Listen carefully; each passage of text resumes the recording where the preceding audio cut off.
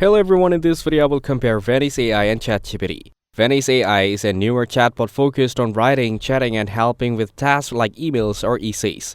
It gives fast answers and has a friendly style. People use it for simple help like rewriting, summarizing, or brainstorming.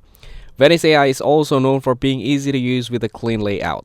However, it's not as advanced when it comes to complex thinking or deeper conversations.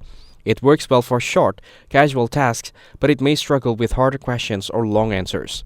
ChatGPT, made by OpenAI, is a much more powerful chatbot. It understands those topics, writes clearly, and helps with almost anything, whether it's coding, research, studying, writing, or just chatting.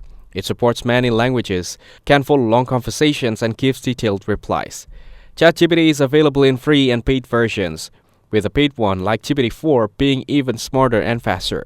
It also connects with tools like coff.ee for images and web browsing in some versions.